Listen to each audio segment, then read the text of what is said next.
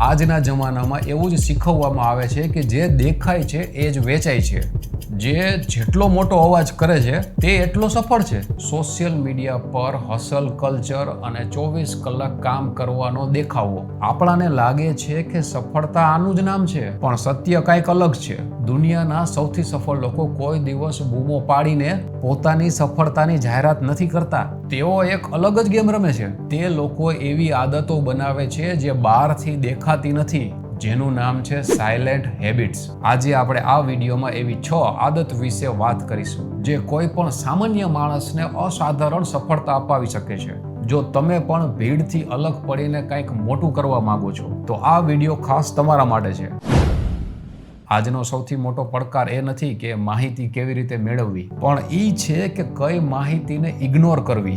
આને કહેવાય છે સિલેક્ટિવ ઇગ્નોરન્સ. સફળ લોકો આ આદતમાં માહિર હોય છે. તેમને ખબર હોય છે કે દુનિયામાં શું ચાલે છે. તે બધું જ જાણવાની તેમને કોઈ જરૂર નથી. કયા નેતાએ શું કીધું, કયા સેલિબ્રિટીના ડાયવોર્સ થયા, કે કયો નવો વિવાદ ચાલે છે. આ બધી તમામ માહિતી મગજ માટે કચરો છે. જ્યારે તમે તમારા મગજને આ બધી બિનજરૂરી માહિતીથી બચાવો છો ત્યારે તમારા મગજની ઉર્જા બચે છે, તમારી મેન્ટલ હેલ્થ કેળવાય છે. આ આદતને તમારા જીવનમાં કેવી રીતે ઉતારવી?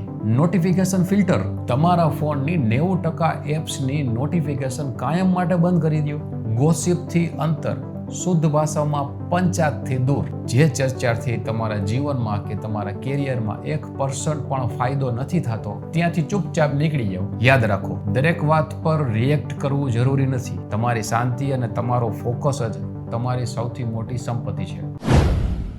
એક કહેવત છે ને, work hard in silence, late your success make the noise. શાંતિથી મહેનત કરો અને સફળતાને અવાજ કરવા દો. આને હું ડાર્ક મોડ એક્ઝિક્યુશન કહું છું. ઘણા લોકોની આદત હોય છે કે તેઓ નવો બિઝનેસ શરૂ કરે, જીમ જવાનું નક્કી કરે કે નવું પુસ્તક વાંચવાનું શરૂ કરે એટલે તરત જ ઇન્સ્ટાગ્રામ પર સ્ટોરી કે પોસ્ટ અપડેટ કરી દેશે. વૈજ્ઞાનિક રીતે સાબિત થયું છે કે જ્યારે તમે તમારા ગોલ્સ વિશે તમે લોકોને અગાઉથી કહી દો છો ત્યારે તમારા મગજને એક નકલી સંતોષ મળી જાય છે, જેનું નામ છે પ્રીમેચ્યોર સેટિસ્ફેક્શન, અને તમારી મહેનત કરવાની ઈચ્છા ઓછી થઈ જાય છે. સફળ લોકો પોતાના પ્લાન ગુપ્ત રાખે છે, કોઈને કહેતા જ નથી. તેઓ મહિનાઓ કે વર્ષો સુધી ગાયબ થઈ જાય છે. તમે જોયું હશે કે પિક્ચર જ્યારે આવવાનું હોય ને ત્યારે એ લોકો કેટલા સમય સુધી હીરો હિરોઈન દેખાતા જ નથી.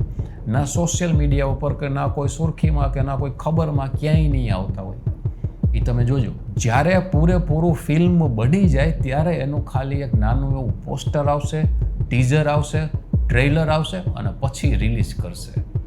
આને કહેવાય પ્લાન. તો આ લોકો સાયલેન્ટમાં મહેનત કરે છે, વર્ક કરે છે, કામ કરે છે. તો જ્યારે રિઝલ્ટ આવે ને ત્યારે આખી દુનિયા ચોંકી જાય છે કે આ શું? અને ત્યારે સોશિયલ મીડિયા પર સાબિત કરવાની કોઈ જરૂરત નથી કે તમે મહેનત કરી રહ્યા છો. તમારું પરિણામ જ તમારી ઓળખ હોવું જોઈએ. વિશ્વના સૌથી અમીરો વ્યક્તિઓમાંના એક વોરેન બફેટનું એક પ્રખ્યાત વાક્ય છે, સફળ લોકો અને અત્યંત સફળ લોકો વચ્ચેનો તફાવત એ છે કે અત્યંત સફળ લોકો દરેક વસ્તુમાં ના કહે છે. આપણાને ના પાડતા ડર લાગે છે, બીક લાગે છે. જો હું ના પાડીશ તો સામેવાળાને ખોટું લાગી જશે. જો હું પાર્ટીમાં નહીં જાઉં તો મિત્ર શું વિચારશે? આ ડર આપણો કિંમતી સમય બરબાદ કરે છે. તમારે સમજવું પડશે કે જ્યારે તમે કોઈ બિનજરૂરી વસ્તુને હા કહો છો ત્યારે તમે તમારા સપનાને અજાણતા જ ના કહી રહ્યા છો. કોઈ નકામી ટ્રીપ માટે ના પાડો, કોઈ બિનજરૂરી ડિસ્ટ્રેક્શન માટે ના પાડો, કોઈ એવા કામ માટે ના પાડો જે તમારા લક્ષ્ય સાથે મેચ જ ના થતું હોય. શરૂઆતમાં લોકોને કદાચ લાગશે કે આ વ્યક્તિ અહંકારી છે, પણ લાંબા ગાળે તમારી આ જ આદત તમને ભીડથી આગળ લઈ જશે. મોટા ભાગના લોકો આખો દિવસ દોડાદોડી કરે છે, પણ રાત્રે તેમને ખબર જ નથી હોતી કે તેમણે શું મેળવ્યું. સફળ લોકોની એક બહુ મોટી ને શાંત આદત છે ઇન્ટરનલ ઓડિટ, એટલે કે આત્મનિરીક્ષણ. તેઓ દિવસના અંતે અથવા અઠવાડિયાના અંતે પોતાની જાત સાથે બેસે છે. તેઓ કોઈની ફરિયાદ નથી કરતા, તેઓ પોતાની ભૂલને ટ્રેક કરે છે. મેં આજે ક્યાં સમય બગાડ્યો? હું મારા ગુસ્સા પર કાબુ રાખી શક્યો કે નહીં? મારો આજનો દિવસ ગઈકાલ કરતાં સારો હતો કે નહીં? ડાયરી લખવી અથવા સેલ્ફ ટોક, પોતાની જાત સાથે વાતચીત એ કોઈ ટાઈમ પાસ નથી, પણ તમારા મગજનું સોફ્ટવેર અપડેટ કરવાની પ્રક્રિયા છે. જો તમે તમારી જાતને ઓળખતા શીખી ગયા તો દુનિયાની કોઈ તાકાત તમને હરાવી નહીં શકે. કુદરતે આપણાને 2 કાન અને 1 મોં આપ્યું છે, જેથી આપણે બોલવા કરતા બમણું સાંભળી શકીએ. પણ દુર્ભાગ્યે આજકાલ બધાને બસ પોતાનું બોલવું જ છે. જ્યારે તમે બોલો છો ત્યારે માત્ર તમે એ જ બોલો છો જે તમે ઓલરેડી જાણો છો. પણ જ્યારે તમે શાંત રહીને બીજાને સાંભળો છો ત્યારે તમે કંઈક નવું શીખો છો. સફળ લોકો ક્યારેય પણ રૂમમાં સૌથી સ્માર્ટ બનવાનો પ્રયત્ન નથી કરતા. તેઓ શાંતિથી ઓબ્ઝર્વ કરે છે, સામેવાળાના હાવભાવ, તેમની બોલવાની રીત અને તેમની ભૂલોમાંથી શીખે છે. શાંત રહેવાથી તમને વિચારવાનો સમય મળે છે, જેનાથી તમારા ડિસિઝન સૌથી સચોટ બને છે.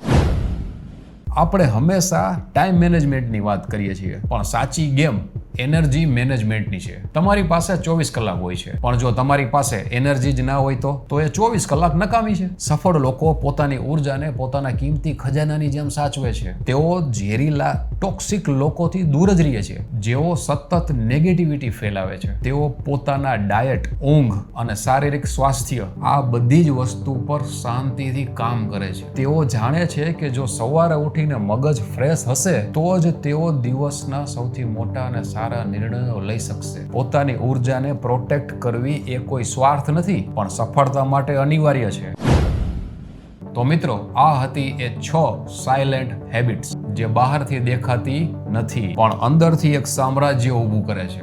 સફળતા કોઈ એક દિવસનો ચમત્કાર નથી, પણ દરરોજ શાંતિથી લેવાયેલા નાના સ્ટેપ્સ, નાના ડિસિઝન પરિણામ ચોક્કસ લઈ આવે જ છે. ત્યારે દુનિયાને બતાવવાની જરૂર નથી કે તમે કેટલા મહેનતુ છો. બસ શાંતિથી તમારા પોતાના કામમાં ડૂબી જાઓ. તો આ 6 આદતોમાંથી તમે આજથી જ કઈ આદત શરૂ કરવાનો છો તે મને કોમેન્ટમાં જરૂર જણાવજો. મળીએ આગલા વિડીયોમાં. ત્યાં સુધી કીપ એક્ઝિક્યુટિંગ ઇન સાયલેન્સ.